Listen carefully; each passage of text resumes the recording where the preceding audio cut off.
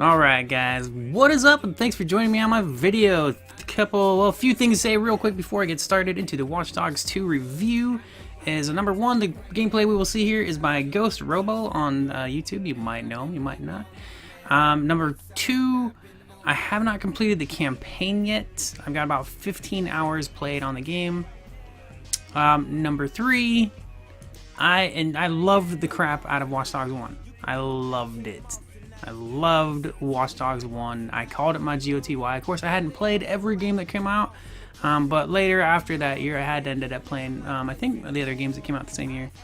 But I loved Watch Dogs. I thought it was super cool. I had a lot of fun with it. I have over 100 hours of played on it. I don't know exactly how many. It could be around 150-ish. I'm not sure. Play that game a ton. That said, so Watch Dogs 2, right off the bat, is way better than part 1. Way better in every freaking way. Right away it was noticeable that the parkour and movement were much better.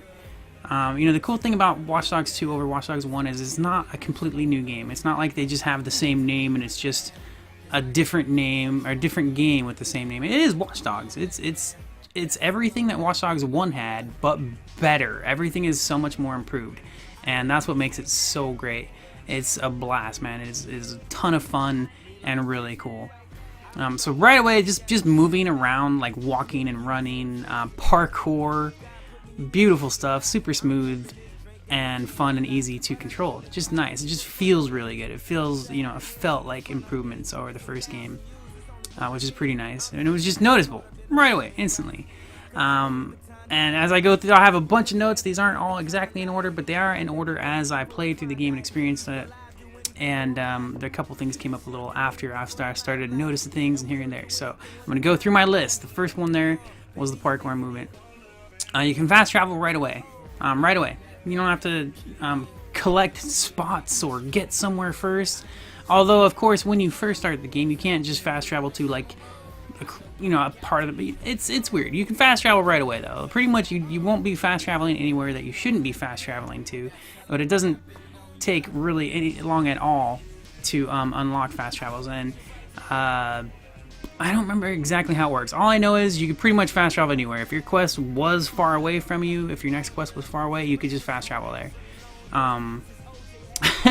Pretty damn cool. Not necessary at all. And I've actually, out of the 15 hours I've played the game, I've used fast travel maybe 10 times. Around there, around 10 times. 15 hours, 10 fast travels. I love traveling through the city. I think it's really cool. First mission, first mission after the intro. This, I had to write this as a note because it pissed me off and it was funny. First mission after the intro has you buy clothes at a bike shop.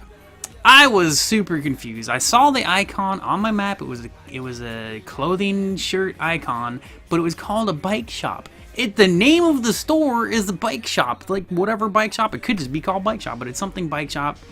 So I was lost for a few minutes, and then I ended up just going there, going, all right, let me go buy some clothes at a bike shop. So that was just, I got trolled by Ubisoft. I got trolled. That's just straight up trolled right away, and that's actually the way the game goes. It's very fun. Everything. I was worried about this game. I was really worried, especially after the first trailer. Although when I saw another trailer later, I don't know if anybody remembers back then when I saw the first teaser trailer, I was like, ugh.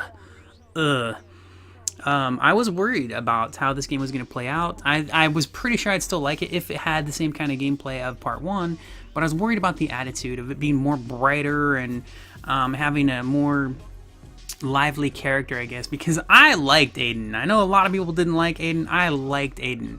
I liked his character.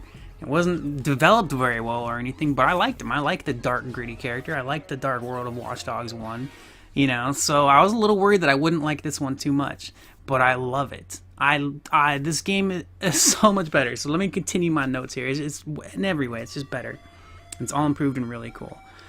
So the bike shop, yeah, I had to note that down because I was just like, what? I'm going to a bike shop to buy clothes? It threw me off, man. It seriously took me a few minutes. Like, I was searching my map. I was like, where do I buy clothes? And then I was like, all right, I'm going to this stupid bike shop. Bought clothes at a bike shop. I thought I was going to buy a bike there, a motorcycle or a bike, Let's see. Hacking choices for all targets. Now, this is really cool. In part 1, when you hacked something, it would have one function, right? You would hack it, and it would do whatever it was going to do. This one, you hold the hack button. Either you tap the hack button and it'll do like a basic function thing, right? That it would normally do in whatever situation that it would do. But if you hold the hacking button this time, you get a few options. You pick the different button representing which option you would like to do. Now, of course, not everything. There are certain civilians or items, objects that hack a certain way, so they won't have every option. Not every option is available for every single person. You can't steal money from every single civilian. There are a few little things that are limited in that sense, but there's so much more options. There's so much more variety of everything in that way. So it's really cool that you get to choose exactly how you want to interact with your objects, or you can go with the basic and just stick to the simple and just go at it that way, which is really cool. For me, I like to keep it simple. But it'll be fun for very inventive players that want to do some crazy stuff. Excellent campaign music. Yes, campaign music. Same thing in part 1. I loved campaign music. We're talking about non-radio stuff, right? The radio's fine. Radio stations are great. They have some really good music. It was the same thing in 1, though. I loved the campaign music. I loved the mood that it set and all that. Part 2, the campaign music it blew my mind, dude. I was like, whoa. The title screen alone. I could sit on the title screen and just listen to that music. Beautiful stuff, man. Really cool. Sound effects. Really good sound effects. Different sound effects for all the different cars. Some of them might have a similar sound effect, but overall, like, it just they all felt different. They sounded different. Motorcycles and cars, different sound effects on how fast they're going, how slow they're going, the engine, the way it sounds and everything. I was, these little small details, they make a difference because you notice them, A lot of games you might play and you just listen to the same sound effects no matter which car you get in. So it's noticeable when you play a game where you get in a different car, and it's like, oh, and it's not even a driving game, I mean, that's what's cool about it. That's what's kind of impressive. Is just, it's not even a racing game or anything, but cars control and sound different and stuff, and that's pretty damn cool. Let's see.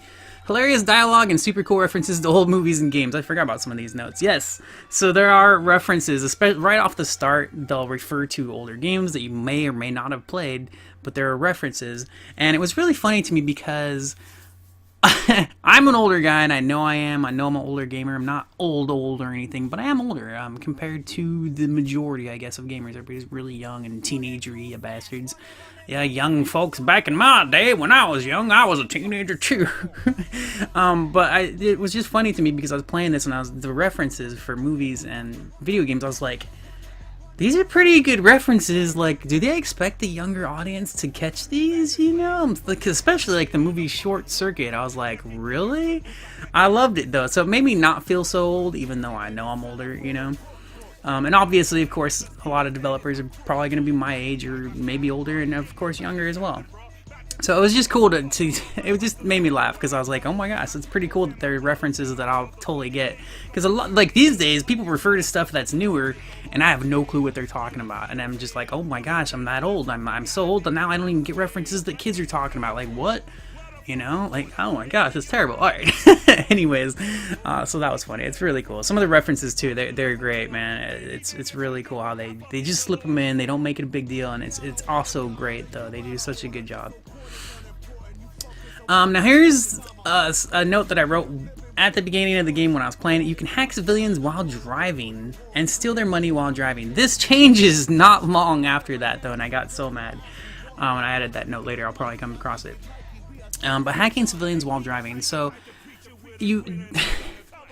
I was just driving around from point to point. I wasn't using fast travel very often because I wanted to travel the world and check it out. And I was able to hack people while they were driving, while I was driving. You could not do that in part 1 at all. So I was stealing people's money as these drivers. I was just, hacking money and stuff like that while driving, which was really cool. That was majorly different. Oh yeah, my note I actually added right after it. All that was ruined when I upgraded to the ability that allows me to remote control cars. And of course, it's not a big deal to lose the hacking ability while you're driving. It's not a major big deal, but I was really disappointed. I was like, oh man. So what happens, there's an ability in the game where you can remote control cars, and you can do this while driving. You actually, once you unlock that ability, it's the only thing you can do while driving, which I thought was a little strange. It makes sense the way the control system works, right? It makes perfect sense because you can remote control cars. You either tap the button and the car will turn in a direction like right away, or you can hold the hack button as previously mentioned, and you can choose which direction the car will turn, like left or right, if it will go forward for whatever reason you want to make a car continue going forward. I haven't even tried that yet. Or you can make it just go drive backwards. It'll hit reverse and start going backwards. So you can do that while driving. So once you unlock that ability, you can no longer, hack people and steal their money while you're driving, which is not a big deal. It's not. There's plenty of money to be had. There's lots of these open world random missions that get you money. Let's see. Hacking distance is huge. It is enormous, man. How far away you can hack people, like how far away you can see. And the really cool thing is, especially at the start, I mean, I've gotten rid of it now, but at the start of the game is there's a line, like one of those electric little beams, and it'll link you and it'll show you. I thought it was really annoying at first, but the cool thing is you get to go into the HUD options and remove so much stuff. It's really cool. So I removed that beam. But at the start, it's good to get used to. You got this beam that shows you which person or object that you're hacking. And after you remove the beam, you still see a little white dot, Max Payne style or aiming style, reticle style. You'll still see a white dot on your target. So you don't need the beam there, but the beam, it was nice to direct, to know exactly where you're pointing your hack at, because there's a lot of things that you can interact with. So the reason it was annoying at first was because you can interact with everything and hack everything. Your beam is just like pew pew pew, just got laser beam all over the freaking screen, and I was just like, dude, my screen is covered in freaking hacking laser beams. But yeah, I've since removed that. Right now, I actually pretty much play without any of the HUD stuff on, which is pretty cool. Not even the mini map. And the reason I do that, what I love about it, is even without the mini map, because some games, this depends on some games. When you remove the mini map, in some games, sometimes it also removes that little driving line when you mark, when you put a waypoint somewhere. Some games, once you turn the minimap off, it'll also remove the driving line. But this one, you keep the driving line, so even if you don't have your minimap on, you can just follow the driving line, which I thought was pretty cool. Let's see. So yeah, the hacking distance is huge. It's pretty far. You can hack people far away, which is really neat.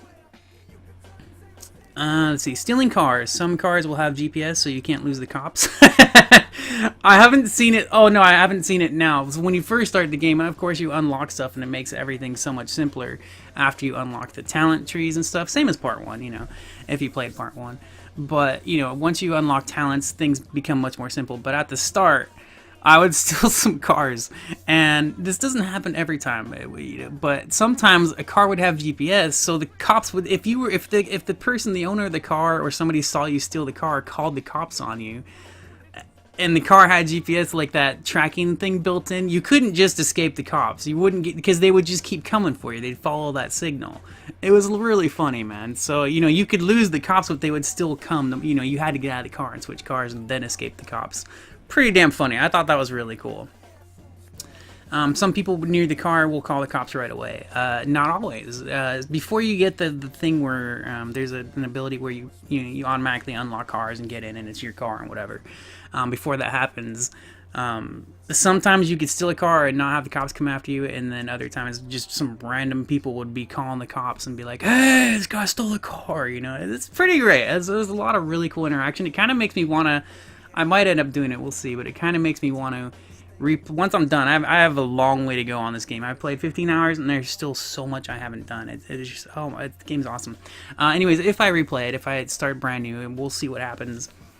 I'm probably going to end up playing 100 hours on this at least, but I'm kind of want to replay it and not buy certain talents, like, just instantly break it into a car, and just playing it without all these easy hack things that make it much easier to maneuver through the world and stuff. I think that would be pretty funny, man. I don't know, because I did like it. When I was first playing the game, I wasn't so annoyed that I had to buy that talent. I just wanted to buy the talent, because I was like, this, it'll make it smoother and stuff. I wanted to make it smoother. That was it. I wasn't annoyed or anything. Pretty fun stuff, man. Really cool. So, let's see. Okay, yeah. You can find side mission skills and things with this hacker vision. I forget what they call it in game, but it's kind of like Eagle Vision and stuff like that in the multiple games that we play, open world and stuff. You do the hacker vision thing, and you unlock. Depends on where you are in the world. The tutorial tells you about it too. It's like, make sure you keep checking that everywhere you go in the city. It'll unlock certain little things in the world that you cannot. It won't just automatically show up on the minimap. Once you find it with your hacker vision thing, I'm pretty sure it sticks it to your minimap, so that way you can go back to it later and stuff. But you open up your little hacker vision and you look around and you look for little glowing markers and whatever, and you get used to it. The glowing little vibration markers will show you cameras and things that you can hack, but you get used to exactly which ones will be secret things, like money bags. Like you go, you locate a money bag, you find the money bag, you get a big chunk of money. You get used to the difference between that, the special hidden stuff, and like interactive objects, because the ones that are actually like items that you're unlocking, the little secret little things, they're further away. You can see those from far away, as far as like the vibration little aura thing. You get used to telling which one's going to be which, so it's not too hard to differentiate between an object you can interact with and what would be like a secret area. Pretty cool. I see. Oh, I thought this was an important note to mention. The game, so many games that I play, so many games, they're beautiful games, right? But nighttime, always like a million times more gorgeous. Almost every damn time, man. Like way, way prettier at night. This game is beautiful both day and night. And of course, nighttime stands out more. You know, the lights, they stand out more, but the game is gorgeous in the daytime. Kind of makes me think of Infamous Second Son-ish, you know, because that game too, when it's daytime, it's stunning, man. Infamous is way better visually. I'm not trying to, I didn't expect to do a comparison thing. Usually multi-platform games, their graphics are different and stuff, and but yeah, Infamous is mind-blowing night and day, and Watch Dogs 2, not mind-blowing, it's gorgeous though, it's really beautiful, both night and day, really pretty. And I had to mention this because I'm telling you, there's so many games that I play, and they're not bad looking in the daytime. They're not bad. It's not like they're ugly in the daytime. It's just a drastic difference from daytime and nighttime in a lot of games. And this game,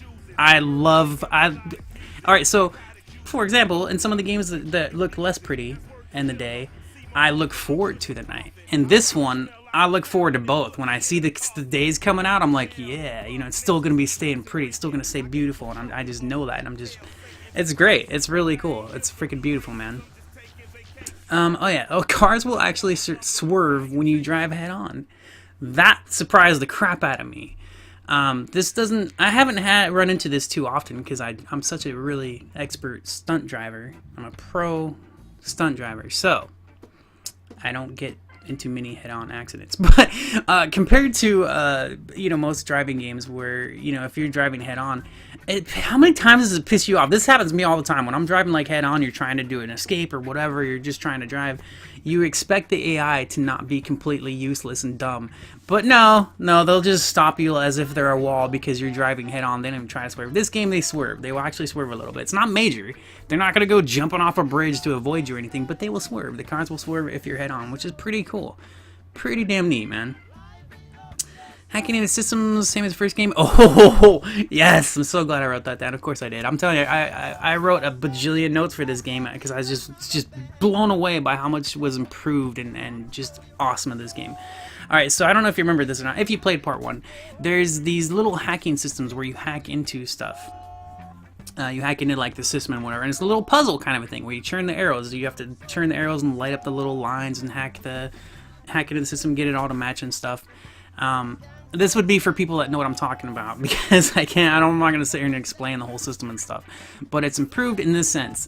Instead of going into a 2D screen, now you're in the 3D world with Marcus, controlling him, walking in the 3D world, and you're actually seeing those lines in the world, like the same kind of hacking thing, and you're hacking. It's so freaking cool. It's just like doing those, but in the 3D world, and you can actually walk around and do the little hack and get the lines to match up. And there's a couple really cool puzzles that I've done so far that just blew my mind, man. Like I did one, the first one I did was pretty simple, but I was really surprised at the fact that I could walk in the world and do that hack. I was like, whoa. And then there was a couple I did. There's one with this tower. You start on like these stages and you go up this tower with that hacking system. You have to line them up, so you have to spin the camera at every angle, full 360, turn it around, finish the one level you're on, move up, And they had, of course, they had cameras set up, but I used my little quadcopter bot to fly up and do the hacking instead of the cameras themselves. Which is really cool because they still have the camera system. The camera system doesn't feel as good as part 1. It feels like, to me, in the little times that I've used the cameras in part 2, they feel more limited as far as movement and like how far they can go up or down or left and right and stuff. Like in part 1, they covered a big area. In part 2, they don't cover as much. That's what it seems like to me so far. That's something that I noticed. But it's not a big deal because you have your quadcopter. I'm pretty sure that's what it's called, the drone. And you just fly around and just look everywhere.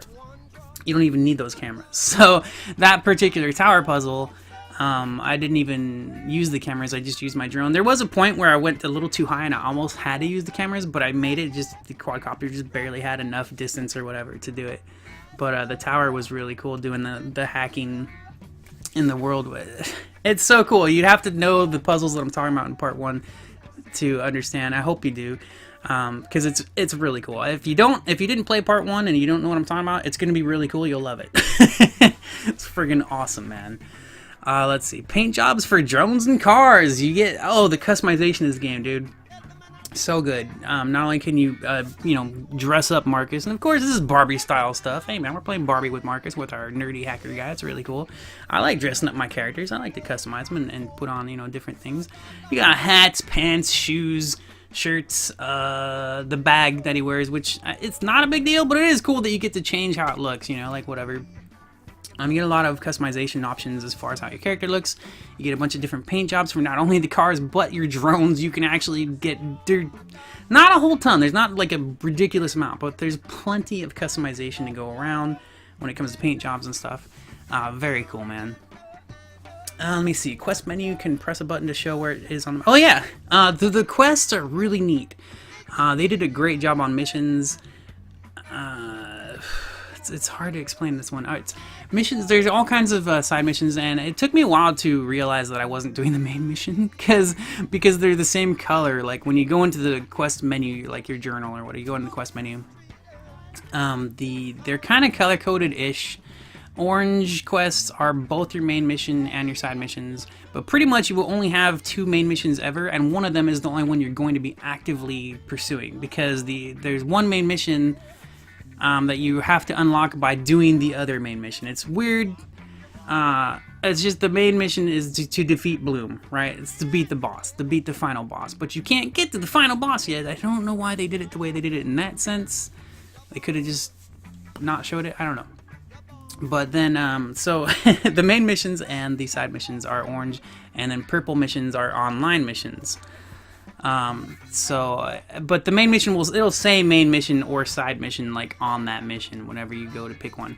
So it's really cool. So you have your missions that show up on the map or whatever, but of course, you can open up your pause menu, sort of pause. It doesn't really pause until you go into settings, but you open up your menu, you go to the mission menu, and you get to pick whichever mission you want to go on. And of course, you could do any of the. You don't have to stick to one and just finish the whole thing or anything. You can switch whenever you want.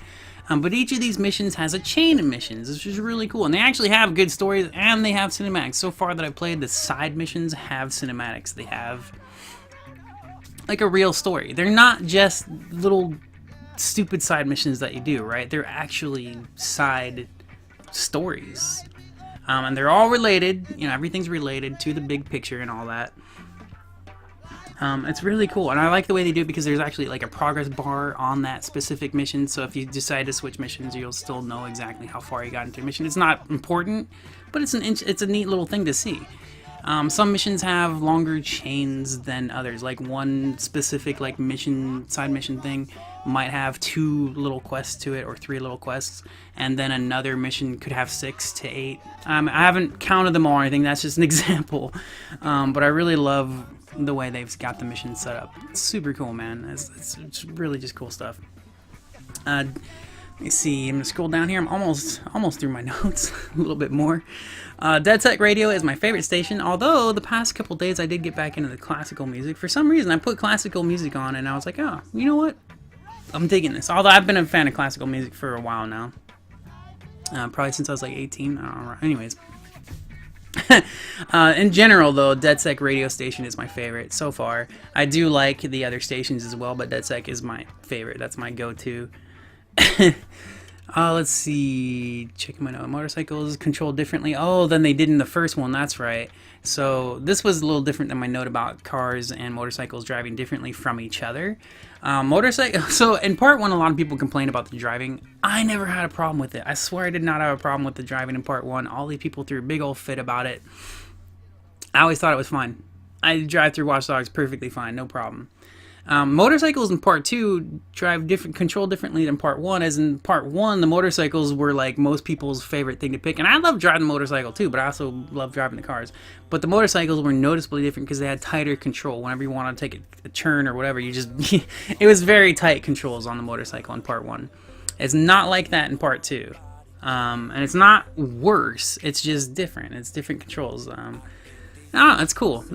So in part 2 they're more normalized than they were in part 1. Like in part 1 they just seem like this really like just tight, just arcadey, like just go where you want to. You know, it's a weird comparison, but it's definitely different in part 2. Not in a bad way, just in a different way. Let's see. No digital trips. Oh yeah, I just wrote that down because I was like, I love digital trips in part 1, man. I loved them, but I haven't missed them. I haven't missed them yet. I also haven't done like all the side stuff yet. I mean, but there's so much to this game, man. So much. I like when I was thinking about it when I was starting up this review, and I'm saying I went and looked at how many hours I've streamed Watch Dogs 2 for, and so about 15 hours, like between 15 and maybe 16. It's around 15 hours, and I still have a lot more to do. And I was like, damn.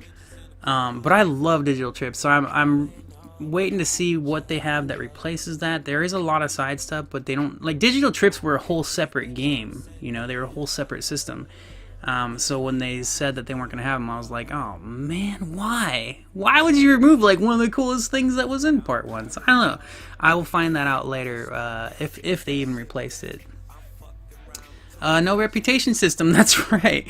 No reputation system from saving people or killing people. And although it was pretty damn pointless in part 1, it was a nice little thing to have. You know, I got to feel like I was doing heroic things, and I didn't care about killing people. So I wasn't like trying to be a bad guy or anything. And I do think it was pointless as hell because it didn't really do anything. It didn't affect anything in your game. But it was a nice little... I thought it was cool. I liked it as a little bonus side thing. You know, it wasn't a big deal. So that's not in this game. I'm like, I would like that. I don't care. I don't miss it. But I would like something like it, just for an additional, you know, thing. But I don't miss it. Let's see. Can't turn character when purchasing clothes. Oh yeah, that's right.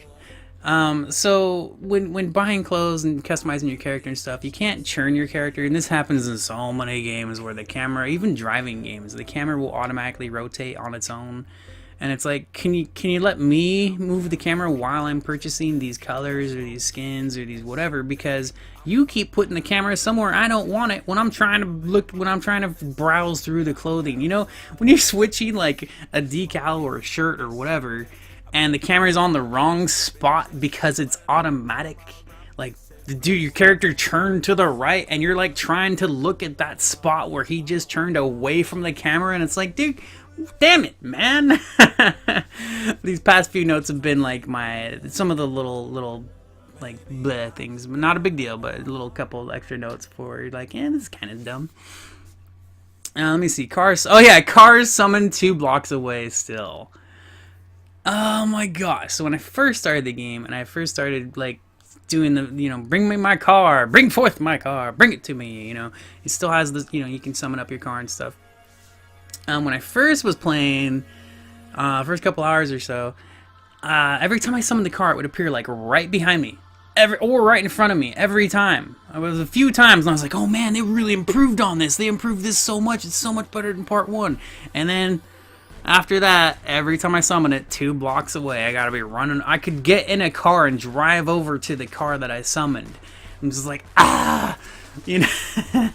So whatever, it happened. Not a big deal, But I was like, I really thought they fixed it, because the first few times that I had summoned a car, I'm telling you, it was like, bam, right here, right in my face. Like, yes, I could just 2 steps and I'm in my car. Nice. But then later, just started putting it all over the place. And I'm like, You bastards. I've actually had a few times where it doesn't even summon at all. I'll click on the summon button, the good cooldown will go on, and my car is nowhere to be found. Oh, crap. Alright. Oh, I kind of don't want to... where's the note? There's a couple notes that I wrote down because they're really, really cool things that happen in the game. It's kind of like when I was talking about the references to older games or movies. I don't exactly want to name that stuff because you should enjoy that for yourself. Should see what happens in there. There was this part. There's some really cool stuff in the game, man. All right, so I'm gonna skip on. I'm not gonna tell you about that note either. There are some bugs here and there. It's a little bit buggy. But nothing has deviated me, nothing that's really been super game breaking or anything. And I feel bad for not having like written those down and try to find the exact spot, but I was just having way too much fun. I didn't want to stop and write down a bug. Sorry, devs. But there are a few little minor things that were, buggish. And that is all my notes, folks. That is all my notes. Let me see how long my video went on. Oh my gosh, it did go. I guess it would go on for half an hour. When I had all these notes, I was writing down all these notes, man. I was like, damn, this is probably taking half an hour to just go over. Thank you guys so much for watching. Really, thank you so much. If you're still here, if you actually watched the whole thing, I don't know, but thank you for spending the time with me. And I love Watch Dogs 2. I'm telling you, like I said earlier, like I was a little worried. I didn't think I'd hate the game or anything. But I liked the dark, gritty part 1. I liked it being dark. I liked it being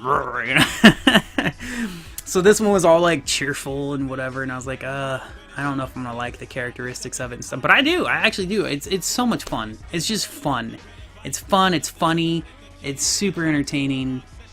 And pretty much everything in part 1 is here, but improved. It's not like they changed the game and gave it the same name, they took everything from part 1 and they just made it so much better.